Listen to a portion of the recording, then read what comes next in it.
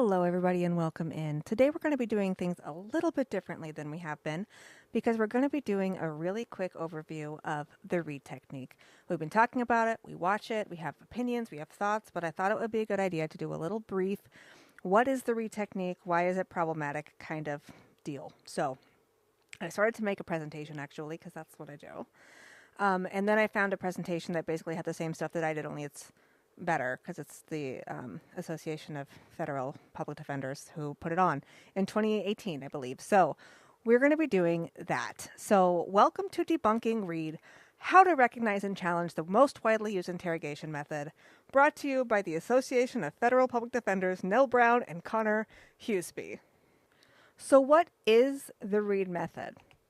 It's a technique of interviewing and interrogation. So we know that. It's a system for using behavior analysis to identify suspects and for using psychological coercion to interrogate those suspects. It was first introduced in the mid-20th century and by the manual lie detection and criminal interrogation, where it introduced techniques that Chicago law enforcement officers thought that was the most effective strategies that they found to get their subjects to confess. It actually replaced the third degree, so using psychological coercion, actually what they say is better than using physical coercion, which using coercion is something.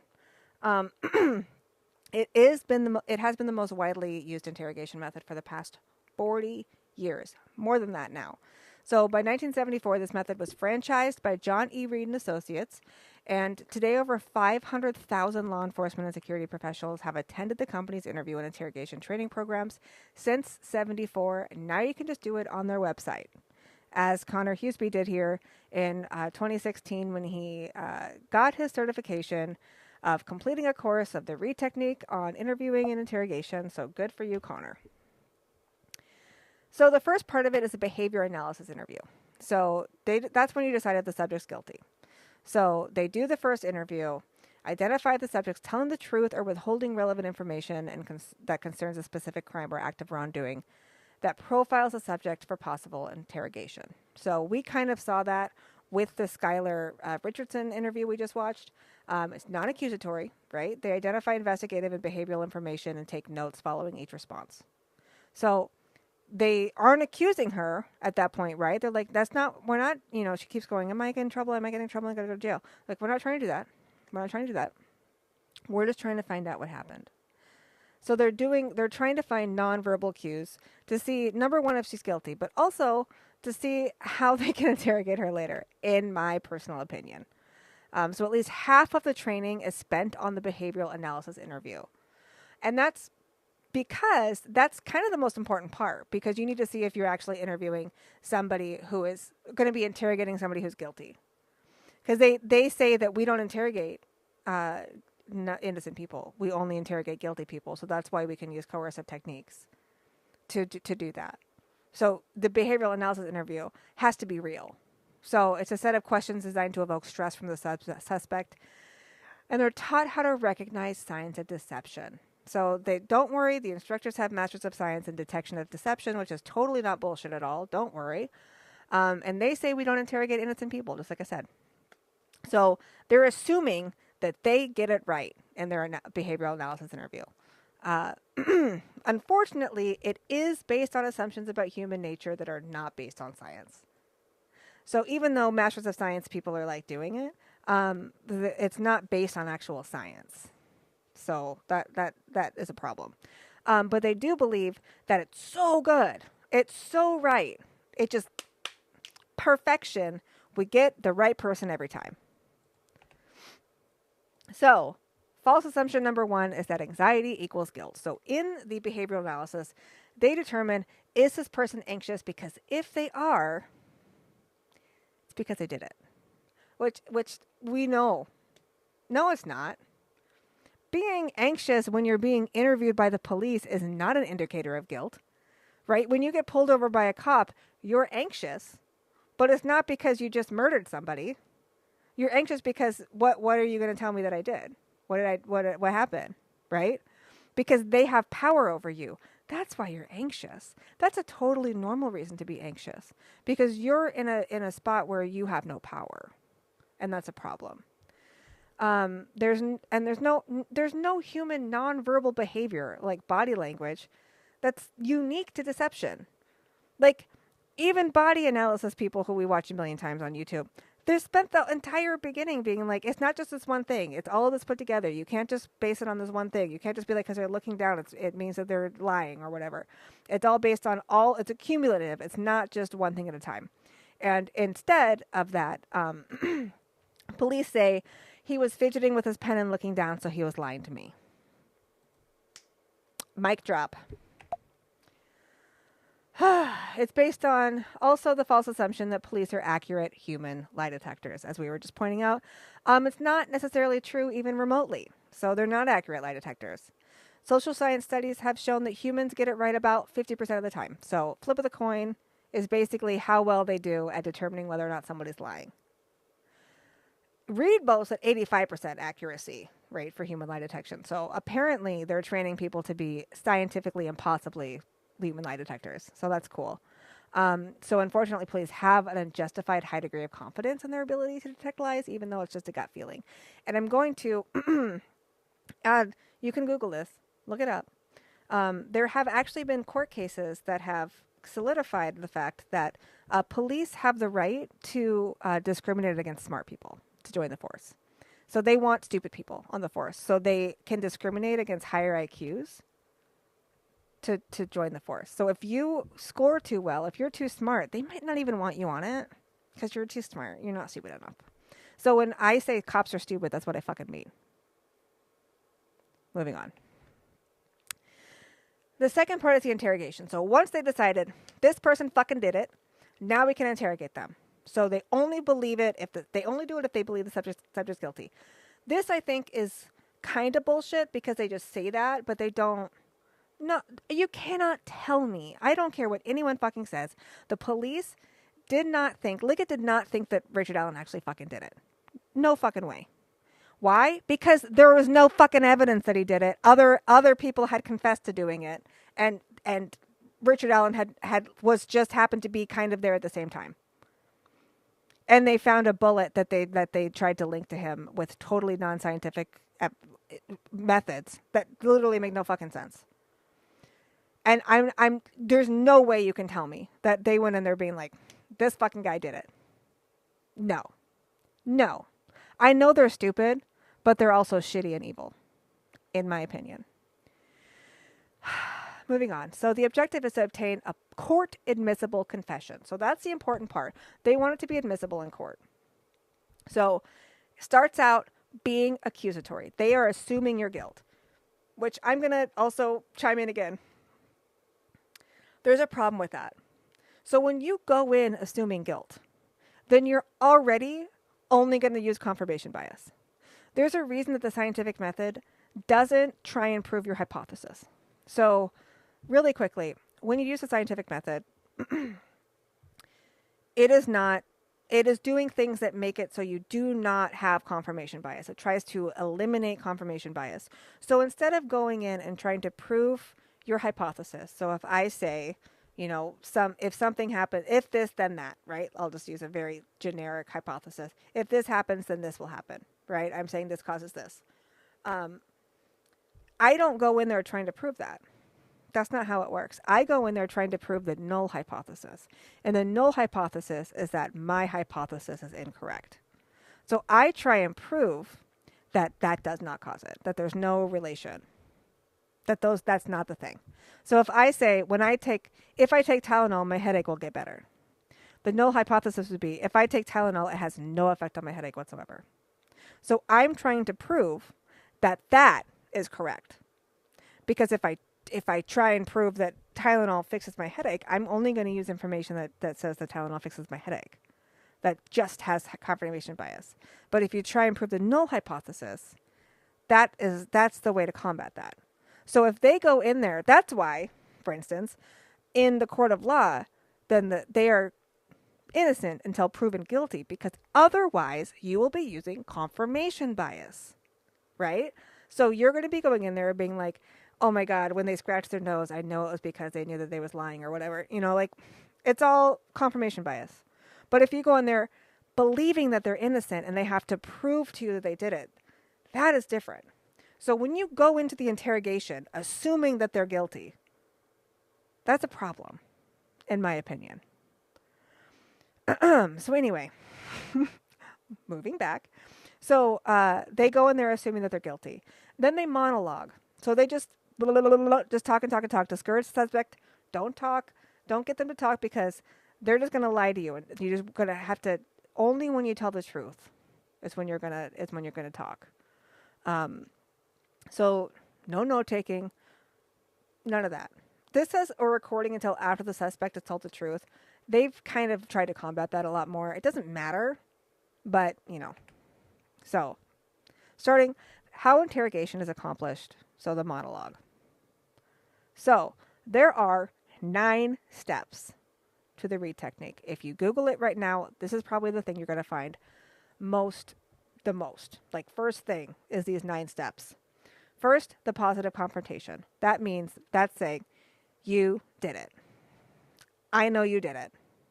Then you're going to make themes, interrogation themes. Then you're going to handle denials. How do they handle denials and overcome objections? Procurement and retention of the suspect's attention. Handling a suspect's passive mood. Presenting an alternative question. Having the suspect orally relate various details of the offense. And then elements of oral and written statements. So we'll go over that more now. So it really just boils down to like 3, maybe 2.5, 3 steps. That's what it boils down to. So first, positive confrontation. I know you did it. 2, theme development. 3, shut down any denials of guilt. And then present an alternative question. That's what we normally see. That's what you're going to see a whole bunch of when you're recognizing the Reid technique. That's what you're going to see. So after the behavioral analysis interview, you make the positive confrontation. So you decide this person fucking did it. So then you bring them into an interrogation and you say, Joe, we completed our investigation and results clearly show that you took that money. Doesn't matter how you say it. Just make it clear that there's no doubt that they're guilty of the crime. We'll use Richard Allen's interrogation a whole bunch because it's such a terribly horrible, perfect example of the Reid technique. They say, we have scientific proof that you did it. Even though they don't. They just lie. After the positive confrontation, they use a transition statement to get them into theme development. So now, while I told you that there's no doubt that you took the money, I just want to sit down with you and see if we can work this out. So we're just going to try and figure this out. So when you do the positive confrontation, and positive confrontation sounds like it's like positive, but what it's saying is, I know you did it. I'm positive that you did it. Be confident. Never express any doubt. The whole time. You can say whatever you want. We literally have proof that you did it. Don't let them see the investigation. Don't show them your hand. And use emotionally neutral statements. Don't say murder. Say you caused her death.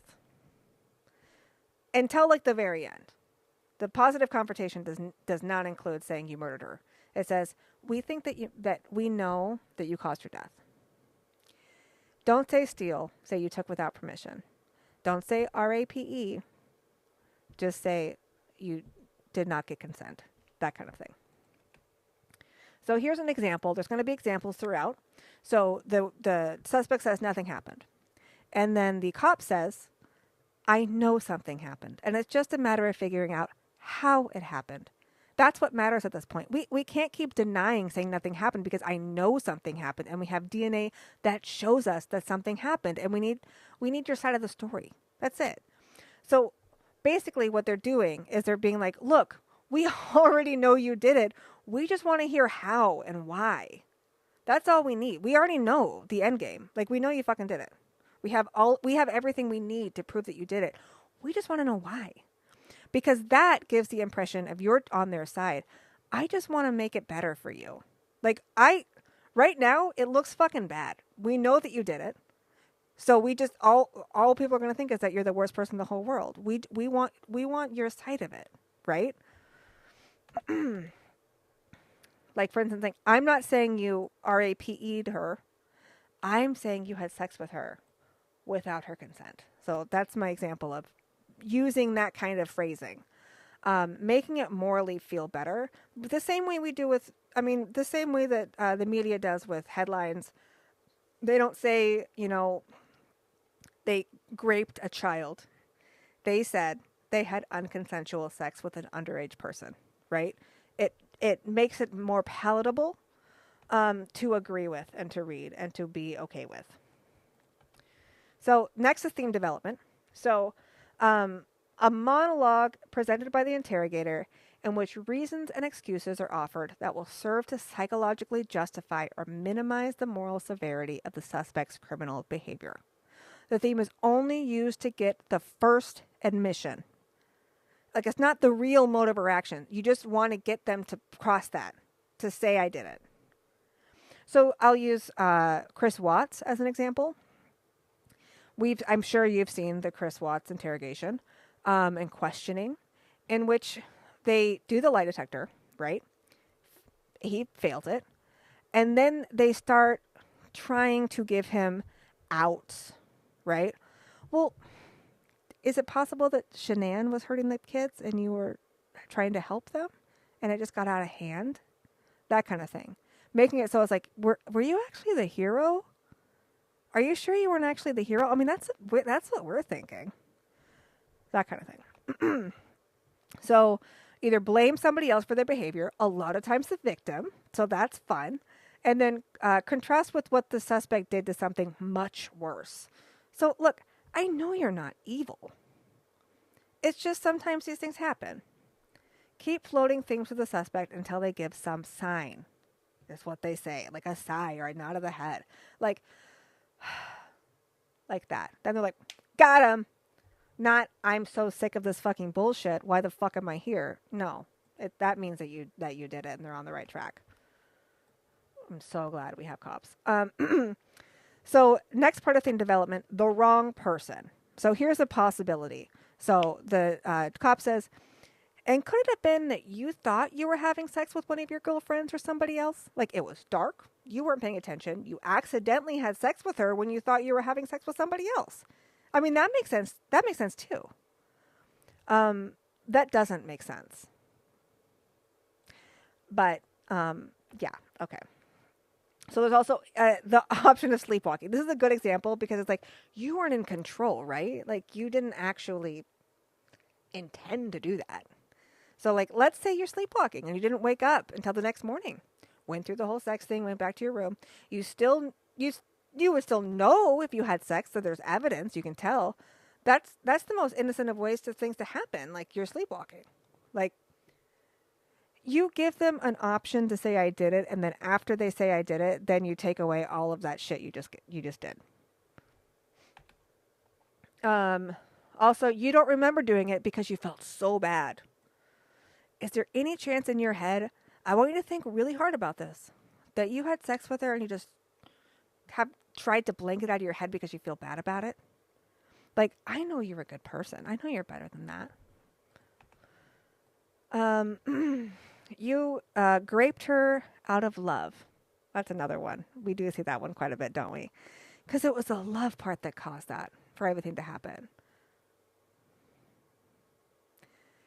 Joe, there's a big difference between trying to show somebody love and trying to show somebody hate. You were just trying to show them that you love them, right?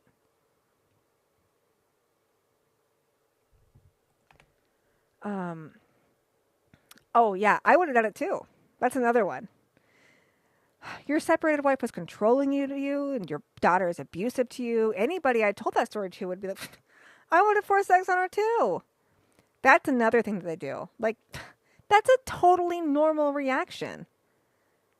I mean, like, I would have beat that guy's head in too, right? Like, I mean, honestly, cops might have, so there is that.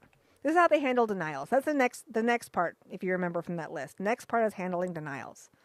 So they're taught to handle denials by using a command phrase to stop them. So, like, wait, hold it. Before you say that, before you go any further, right? Using a physical, I'm literally doing it right now. Using a physical gesture, like palm towards the suspect or a turned head. Like, whoop, nope, that's not what I'm trying to hear. I'm not trying to hear that, right? That's not where we're going. reasserting the positive confrontation and returning to the theme. Or they're like, I wasn't there. Well, Jim, hold it. I know you were there. We have proof that you were there. Okay? So what we're trying to do is we're trying to figure out why and how. Taking their control away even more. So, like they said, I never raped her. I never even had sex with her.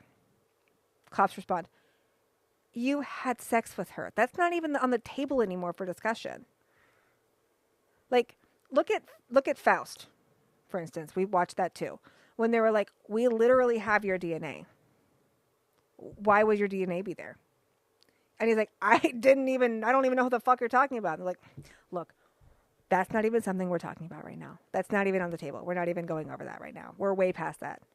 We know that you saw her. We know you met her because you fucked her, right? So, that's they probably don't say fucked yet, right? They're trying to be nice. We know.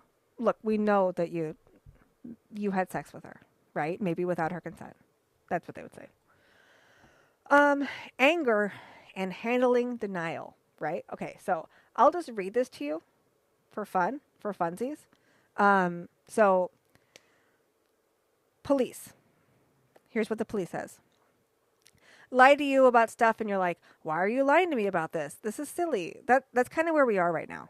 And if you had sex with her because you were angry because she's taking advantage of you, that's understandable. It's not that you're a monster, that you're a predator and you were out to get her. You were just waiting for her to be passed out for you to have sex with her. I don't think that's what happened. I don't think you're that person just based on this little bit of time that we talked and things that you've told me. I really don't think that you're that person. I really think it was just, she keeps using these drugs and I'm helping her and she's not paying rent and her room's a mess and I keep finding drug paraphernalia everywhere. I can't take it anymore. And you probably went into her room to have a conversation with her and she's passed out because she's high on drugs again. And that you just snapped. That's the straw that broke the camel's back for you. And you're like, nope, I've had it. And you took it out on her by having sex with her. And he says, no, I never did that. That's not true. We're not even to that point where we can deny that anymore. You had sex with her. So next, present an alternative question. So the interrogator is going to attempt to get the subject to agree to having committed some kind of legally excusable or less reprehensible acts. So once again, going back to Chris Watts, was it that she was hurting the kids and that you were trying to stop her and it got out of hand? That. So once you found a theme that hits home and the person showing signs of being ready to confess, looking defeated, denials are becoming less frequent, etc. This could also happen if they're like, this is fucking bullshit, right? Like, I'm over this. But no, actually that means that you did it. And this is the right theme. Then you present the alternative question. So you just want them to say yes. It's like selling something. Just get the yes, and then you'll go move past that later. So the alternative question would be a question asked of the suspect in which the suspect is offered two incriminating choices concerning some aspect of the crime, one of which is more appealing than the other. Here's an example. You know, you either had sex with her because you're this awful person and a predator and you did it purposefully, or it was just, you couldn't take it anymore. This is like, it's not the same. I'm not conflating these to be the same thing at all. But when you're doing scheduling, you're taught if someone's waffling, right, where they're like, well, I mean, like mornings, blah, blah, blah. And they're like you're trying to get them like, well, how about the afternoon? Would the morning be okay? Would like Wednesday? And they're like, whatever. And then they teach you, give them two options. So if they're like, would Tuesday work? Okay. Would you like 2 or 4? Then you get you're going to get an answer. You're much more likely to get an answer that way than being like, what time would work best for you? Right? Give them an out. So things to look for when you're watching interrogations to know if it's the Reid technique. So the first thing is maximization and minimization. So we've kind of been talking about that a little bit.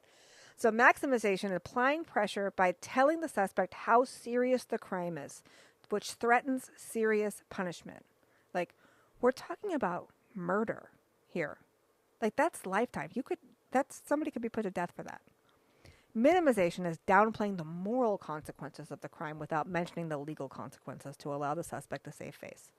So, not doing that anymore. Now we're saying, look, it happens to all of us where we lose our cool, that kind of thing. We've been saying the same thing over and over again. You've seen a million of these. So, one of the things to look for is false evidence ploy. Oh, we've seen this, haven't we? So one of the ways to do it is administer a polygraph and tell the suspect he failed, whether or not he did. Okay? Or ask the suspect why his DNA would be on the victim's body. If you weren't there, then why was your DNA there? Ask the suspect why his fingerprints would be at the scene. If you were never in the house, then why did we find your fingerprints in their kitchen? They don't have to be there. Cops can lie to you as part of the coercive techniques that they can use. For instance, with Rick Allen, they just were like, we have scientific proof that you were there because we have a single bullet that kind of is close to the one that we found in your house. Like, fuck. So, now we're going to be kind of going over Miranda. I don't know if you've heard of her. The Miranda rights are kind of a thing. So next is going to be how the Reid Technique and Miranda kind of intersect. So in the Miranda v. Arizona case, they did cite the Reid manual. I keep wanting to say Manuel. The Reid manual as well as other similar manuals. So they recognized that it exacts a heavy toll and ratified modern psychologically coercive interrogation. So I'll read you this little excerpt too on how it's done. So to be alone with the subject is essential to prevent distraction and to deprive him of any outside support. The aura of confidence in his guilt undermines his will to resist.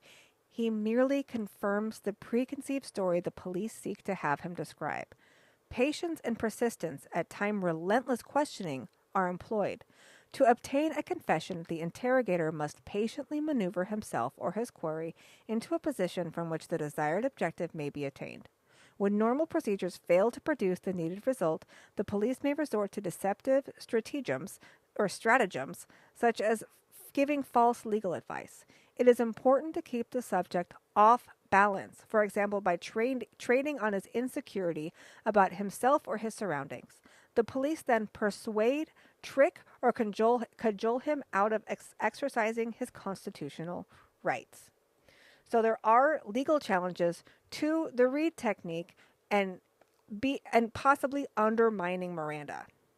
So theme development easily and often becomes promises of leniency, rendering confessions involuntary. So if they're promising, if you just tell us, then we'll be lenient.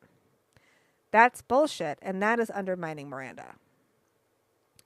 The Reid Technique is inherently coercive, which in combination with promises of leniency renders interrogations involuntary. So theme development often becomes impermissible legal advice, as was kind of discussed before. So you may recognize Miranda. She's been around. You have the right to remain silent. Anything you say can be used against you in a court of law. You have the right to the presence of an attorney to assist you prior to questioning and to be with you during questioning if you so desire. If you cannot afford an attorney, you have the right to have an attorney appointed for you prior to questioning. Do you understand these rights? We hear it a million times, right? Like we can recite it. We watched Skylar initial every single part of it and then read the very end of it. So an example of undermining Miranda, the cop says, and I want you to tell me the truth about this. I want you to, and they said, I didn't have sex. And they say, because this is how it's going to save you. You need to save yourself, and this is your chance to save yourself. I feel like that's something we do hear a lot, right? And it's definitely undermining Miranda because it's lying about, what staying silent is. So here's some examples. Hart v. Attorney General of State of Florida. The phrase, honesty will not hurt you, is simply not compatible with the phrase, anything you say can be used against you in court. Another one from 91, United States v. Beale. The court held that Miranda had been violated because by telling the defendant that signing the waiver form would not hurt him, the FBI agents contradicted the Miranda warning that a defendant's statements can be used against the defendant in court, thereby misleading him concerning the consequences of relinquishing his right to remain silent. By suggesting that the right to counsel does not accrue immediately is another way that it can undermine Miranda. So in California v. Prysock, the court held that while police do not have to recite Miranda warnings verbatim, Miranda warnings are insufficient if at some point the reference to appointed counsel was linked to a future point in time. So by misrepresenting the function of defense counsel as well, for instance saying, this is your last chance to tell your story. If you don't tell your story now, it will come through a defense attorney and won't be believed. A lot of people feel that way, honestly. Okay, more undermining Miranda. This is actually something we already said. Save yourself. And then here's another one. The cop says, no, you failed it. This is your chance. This is your chance for the truth to come out. This is your chance to have your story told. To not have it mucked up by a billion different people or courts or attorneys or whatever else. This is it. But you can't lie to me anymore. I'm the only person still willing to fight for you. I'm still the only person that wants the truth and wants to see the best happen for you. I don't even think that you want that for yourself. You're like, I don't care. I want to go to jail. You're lying. And then you're telling me you're going to jail. Then you get your wish. So stop lying and tell me what happened. Being your BFF, I care about you. I think I'm the only one who cares about you. I care more about you than you care about you. Regardless of what you tell us, it doesn't matter what you tell us. There are charges facing you. That's another one. It doesn't matter. There's already charges facing you. It doesn't matter what you say. We already know what you did. I don't care if you killed 3 women. I don't care if you killed 30 women. It's the same thing. Trying to the severity. That kind of goes with the consequences, comparing 2 different things, right? Comparing 2 different possibilities, one of them being worse than the other. Come on, help us help you, because I don't want this to be bad. It's already bad, but don't make it worse. It's the being your best friend, right? So don't be afraid to share anything with us. You can share anything with us. We're your best friends. Okay, so that's why we really want to just get it all out right now. So nothing's going to be better or worse for you one way or the other, right? It doesn't matter. Nothing's going to be better or worse. Just tell me the truth. So it's important for us to get the story behind that. It doesn't make it worse. The only thing we can do is make it better by understanding it. There you go. So despite Reid, interrogators often make illegal, implied, or explicit promises. So the Reid manual itself says, do not make statements which could be perceived as promises of leniency. For a confession or statement to be voluntary, it must be the product of a rational intellect and free will. That's Blackburn. Consequently, a confession or statement must not be extracted by any sort of threats of violence, nor obtained by any direct or implied promises, however slight, nor the exertion of any improper influence. So here's some just promises of leniency that's been discussed in law, right? So the prohibition of the coercion of confessions also turns on the deep-rooted feeling that the police must obey the law while enforcing the law, that in the end, life and liberty can be as much endangered from illegal methods used to convict those thought to be criminals as from the actual criminals themselves. Also, the admissibility of a confession turns as much on whether the techniques for extracting the statements as applied to a particular suspect are compatible with a system that presumes innocence and assures that a conviction will not be secured by inquisitorial means as on whether the defendant's will was in fact overborne. The Supreme Court has observed that the test of voluntariness is whether the confession was extracted by any sort of threats or violence or obtained by any direct or implied promises, however slight. Threats of harsher punishment if they do not confess are the same thing as promises of leniency. Threats of harsh penalty often contain an implicit promise of more lenient treatment. They are treated as promises of leniency. Does that make sense? Threats of harsher punishments, if they do not confess, are the same thing as promises of leniency. If you don't just tell the truth right now, it's going to get worse. In contrast to a statement taken in violation of Miranda, an involuntary confession is not admissible for any purpose at trial, including for impeachment purposes, because it is irrefutably presumed to be unreliable. So, implied promises, interrogators frequently suggest the subject has something to gain through confession. Sometimes the promise is just to end the interrogation. Like, oftentimes, because they'll keep you there for hours and hours and hours, right? So, like, when they start to look defeated, it means they're guilty. It's like, no, it's because they've been here for like 6 hours and you're the same fucking shit over and over again. So, if you just promise to end the interrogation, yeah, sometimes they'll give you whatever answer you want to hear. Promises of leniency during theme development and the alternative question. Vague promise, right? So, guy says, I never had sex. Cop says, because that difference, Joe, it's what's going to save you. It's not the fact that, get it? Sliding into express promises. If you raped her, you do. You go to prison. If you did it because you weren't in the right state of mind, you were angry and pissed off at her because she's taking everything away from you, he says nothing happened. That's a different story. I'm denying I had sex. This person has been denying the whole time. I didn't even have sex with a girl. The cop says it can get way worse because if it was a rape charge, it was intentional. It was maliciously done. It was violently done. If you had sex with her because you weren't you, that's workable. There's a difference there. There's a huge difference. And that difference is what will save you at this point. That difference is what will keep you from jail. These are like literally transcripts, by the way.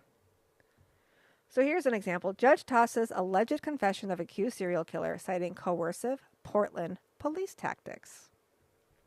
Interesting.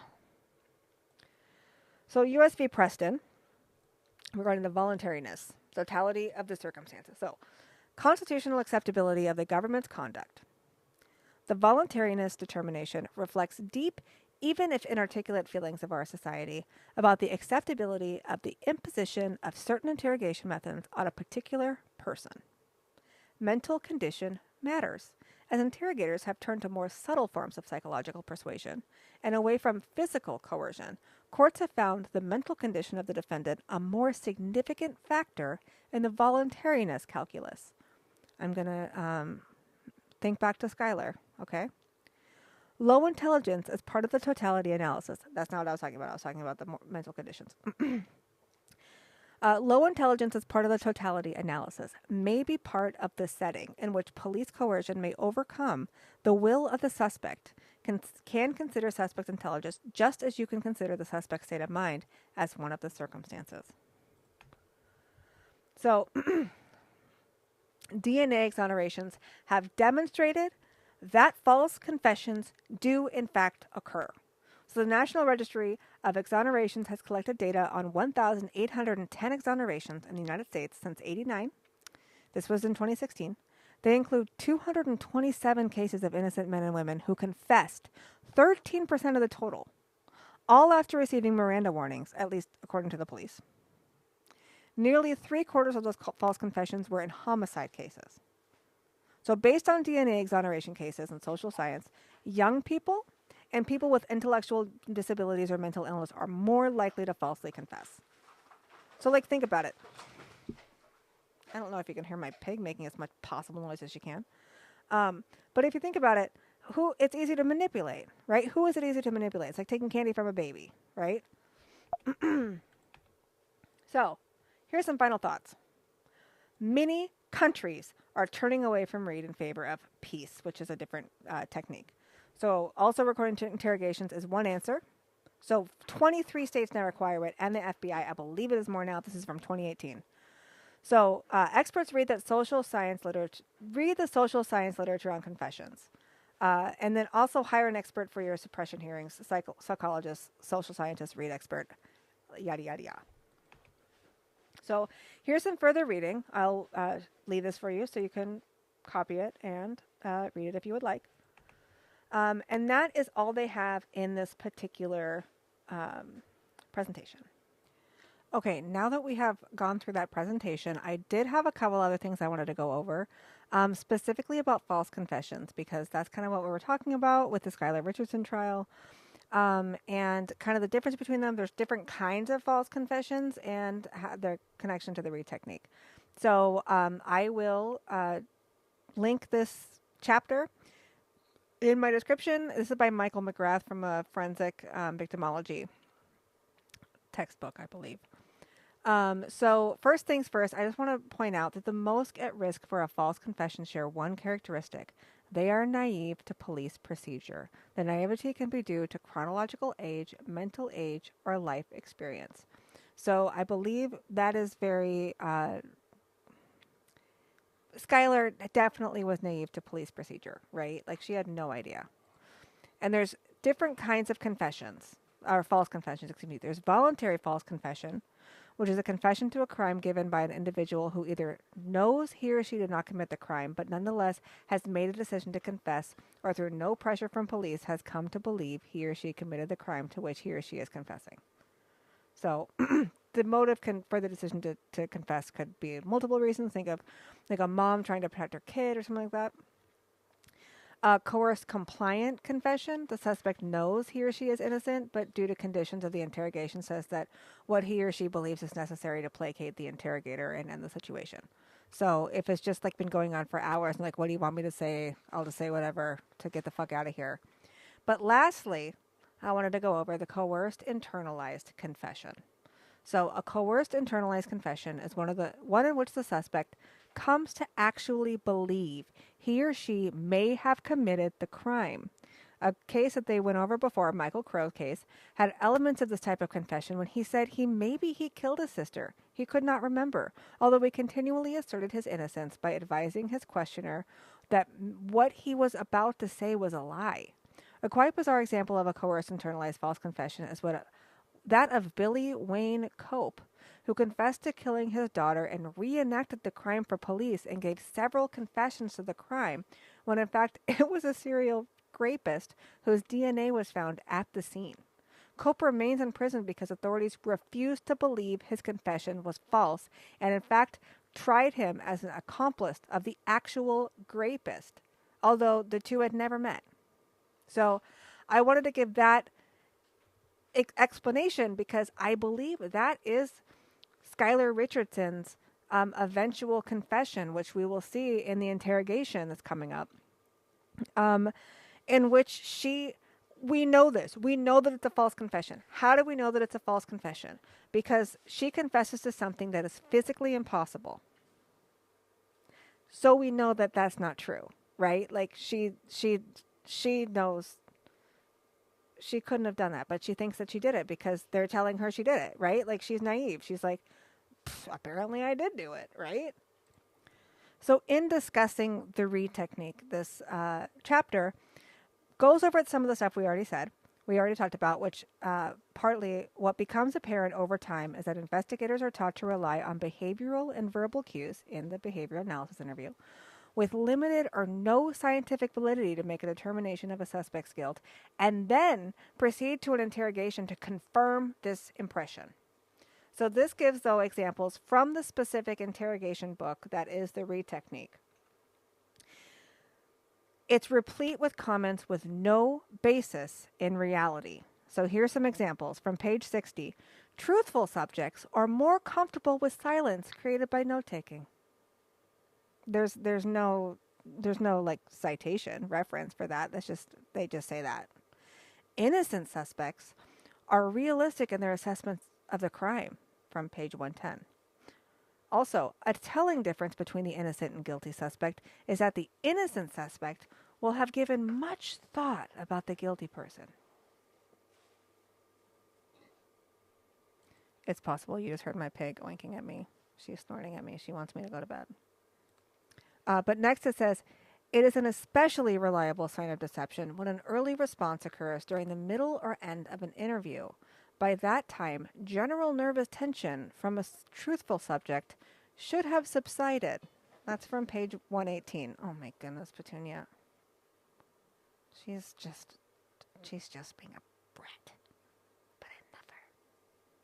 So in order to let me keep doing this, I'm going to have to just keep scratching Petunia's between her ears because she wants me to do that. So that's what I'm doing right now. But Chapter 15 of the book of the Reid Technique deals with distinguishing between true and false confessions. So while noting the problem, this chapter is written in such a manner to minimize the issue and downplay any likely concerns. In quotes, our experience has been that such interrogation techniques, if used in accordance with the guidelines offered in this text, greatly reduce the risk of an innocent suspect confessing. The self-preservation instincts of a suspect during an interrogation conducted in accordance with the techniques taught in this text are sufficient to maintain the suspect's stated innocence. After researching the issue of false confessions, one could only ask, are they fucking serious? Okay, they didn't say it exactly like that, but are they serious? Okay, so next they say, it reports that a false confession should be recognized long before it's entered into evidence against an innocent defendant. Coerced compliant confessions, voluntary false confessions, and coerced internalized confessions are described, although their incidence is downplayed, with them claiming even, quote, even critics of police interrogations agree that most confessions are true. They continue, it is not clear what to make of such a statement. It may be linguistically correct, but what does it mean in absolute terms? If there are 100,000 confessions this year and only 1% are false confessions, that's still 1,000 false confessions. Another way to frame the issue is that in a review of 208 DNA exonerations, 16% included a false confession. Regardless of the actual number, it has become obvious that false confessions are far from rare. The examples of false confessions given in the book are... Sorry, my pig. One would, I don't know if you can hear, one would never know it happened in a rape or a murder case. Okay, so the book offers, our long-standing position has been that interrogation incentives that are apt to cause an innocent person to confess are improper. But the parameters of such incentives are lacking. Permissible incentives that should not result in false confessions, per their book, are advising of an expectation of decreased guilt feelings, that the suspect will be respected by loved ones for telling the truth, and that the suspect will learn from his mistake and not commit worse crimes in the future. What is missing from this discussion is that none of this is arguably relevant to an innocent person worn down by a determined investigator convinced the suspect is guilty. None of this occurs in the vacuum. Perhaps the almost complete lack of true psychological insight of the Reid Technique's authors is exemplified by the following statement, in quotes. To understand the distinction between messages that are implied versus stated outright, it must be remembered that innocent and guilty suspects have completely different expectations and orientations during an interrogation. Consequently, when they're exposed to the same ambiguous message, they will interpret it differently. End of the quote. Why? An innocent person will interpret a suggestion of leniency the same as a guilty person. In quotes, an innocent suspect who is told that it is important to explain the reason behind committing the crime will predictably reject the investigator's entire premise and explain that he had no involvement in the crime whatsoever. This statement is startling when one is reminded that the investigator is trained to forcefully squelch any denials immediately. That such commentary is presented in this chapter on how to avoid a false confession should invalidate the entire Reid Technique. Note the following, in quotes. When fatigue, withdrawal, hunger, thirst, or a craving for other biological needs serve as the primary incentive, the emphasis is in the original. For a confession, duress may be claimed. End of the quote. Note that the wording is may be claimed. Apparently, the Reid Technique allows for the fact that fatigue, withdrawal, hunger, thirst, or a craving for other biological needs serving as the primary incentive for a confession generally would not be a problem in obtaining a confession. That this is the standard of care in law enforcement should strike fear into the average citizen. We are not talking about hardened criminals staring down inept investigators. We are talking about 16-year-old kids accused of killing their mothers, 25-year-old mothers accused of setting fire to their homes, 50-year-old men whose wives were killed while they were away, and all attempting to tell a seasoned interrogator that they were innocent. By its very nature, trickery and deceit are part and parcel of police interrogation. The book naively and likely purposefully downplays the role such behavior can have on innocent people. They go on to quote the book, "The important question to answer is whether it is human nature to accept responsibility for something we did not do in the face of contrary evidence." End quote. The answer to that question is obviously no, but that is not the question. The proper question is whether it is possible to get an innocent person to confess to a crime. That answer is absolutely. Note that, in quotes, the ordinary citizen is outraged and indignant when presented with supposed evidence of an act he knows he did not commit. But yet any attempts at denial are forcefully cut off if one follows the Reid technique. Just think of Richard Allen, right? It goes on. I highly recommend this. It's very, very good. I feel like I've just been reading it to you, so I don't need to do that. You can read it yourself. I will link it in the description. But it is, they give case examples. We don't need case examples, right? Because we've seen them. We've seen them ourselves. It's fun. It's fun to be us, right? Not as fun to be the other people that we're watching, but in any case, I hope this has actually helped in understanding the Reid technique, what we're looking for, and why it's problematic. So you can kind of better recognize it, or like be sure that what you're seeing is in fact the Reid technique. And we saw it with Richard Allen, and we're seeing it with this Skylar Richardson. The first interview, the behavioral analysis interview, followed by the interrogation. And they're very different. They're very different. I'm sure you remember watching Richard Allen get screamed at and told he murdered little girls, right? And he's just like, oh, what? Like, he's just so shocked. But he doesn't get to deny it because he's not allowed to do that because they were using the Reid technique. And they were accusing him very, very openly, very argumentatively, right? He's a fucking asshole. I mean, not Richard Allen, I'm saying about like it, but whatever. That's beside the fact. In the Skylar Richardson interrogation, though, it will look very, very different. And I think that's also very important in kind of understanding the Reid technique and how, well, also how much better in Skylar's case they did, because they're not fucking stupid and pieces of goddamn garbage. I'm sorry. Whoopsie, in my opinion. But they actually were able to elicit it. Richard Allen didn't crack. It took literal torture to get him to crack, right? And then it was what do you need me to say? What do you need me to say to stop this, right? Wallace saying, I needed to be more consistent. And what he takes that as, tell me what the fuck I want to hear, and then you get to talk to your wife. And he said, sign me up. I did it. Who do you want me to call? Who else? I did it. I did it. I did it. I did it. I mean, like, so believable. Anyway, thank you for watching. I hope this has been helpful. And it's been helpful for me, at least. So at least there's that. And I hope you enjoy this. I hope it has helped you. And I will link everything in the description and tell me what you think. Have a good night, or day, or morning, or whatever time it is for you. Have a good time.